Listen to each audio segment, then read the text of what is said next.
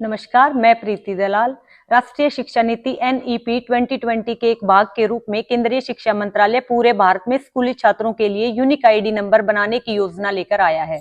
One nation one student ID योजना, जिसे automated permanent academic account registry अपार के नाम से जाना जाएगा, एक आजीवन आईडी नंबर होगी जो छात्रों की उपलब्धियों और एकेडमिक जर्नी को ट्रैक करेगी। अपार और नेशनल क्रेडिट फ्रेमवर्क पूरे भारत में शिक्षार्थियों के लिए QR कोड होंगे। AICTE के अध्यक्ष TG सीतारमण ने कहा है, उनके द्वारा सीखे गए प्रत्यक्ष कौशल को यहाँ श्रेय दिया जाएगा। इसके साथ ही इस प्रणाली का उद्देश्य छात्रों को परीक्षा परिणाम, खेल, ओलंपियाड परिणामों को डिजिटल रूप से संग्रहित करने में मदद करना और पढ़ाई छोड़ने वाले छात्रों पर नजर रखने में मदद करना है, ताकि यह उन्हें मुख्य धारा में ला सके।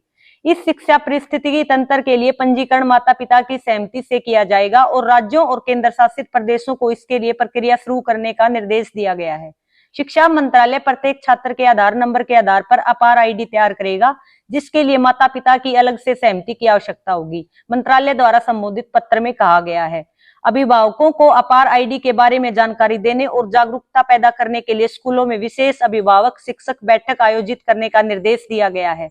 सरकार ने आश्वासन दिया है कि डेटा सेफ रहेगा। देखिए यशपाल जी, जो NEP है वो उसमें बहुत सी खामियां हैं जिसका विरोध शिक्षक संगठन करते रहे हैं, लेकिन जो एक आईडी वाली बात है, पूरे भारतवर्ष में एक आईडी होगी, उसका हम स्वागत करते हैं।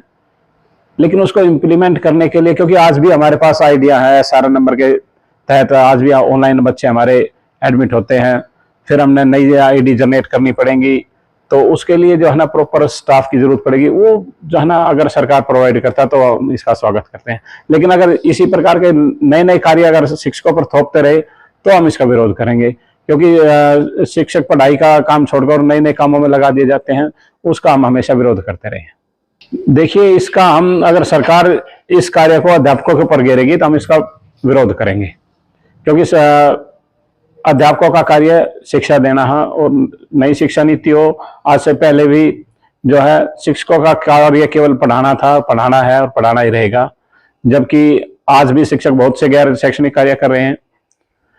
BLO का काम, जबकि RT एक्ट में क्लियर दिया गया था कि भाई चुनाव की तिथियों के अलावा शिक्षकों की कहीं ड्यूटी नहीं लगाई जाएगी, लेकिन आज भी सरकार की मनमानी है। सरकार कानून को जो है ताक पर रखकर आज भी शिक्षकों से BLO का और दूसरे कार्य जो है गैर शैक्षणिक कार्य ले रही है।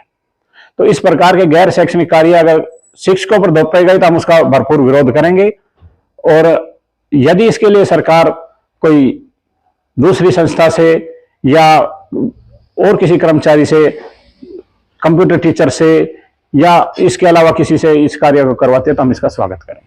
शिक्षकों की जिम्मेवारी तो पढ़ाई है और उस पढ़ाई के कार्य से शिक्षक कभी नहीं भागते और वो अपनी जिम्मेवारी बखूबी निभाते हैं, पहले भी निभाते रहे और आगे भी निभाते रहेंगे। लेकिन गैर शैक्षणिक कार्यों का विरोध पहले भी हमने किया था, आज भी हम कर रहे हैं और आगे भी हम करते रहेंगे।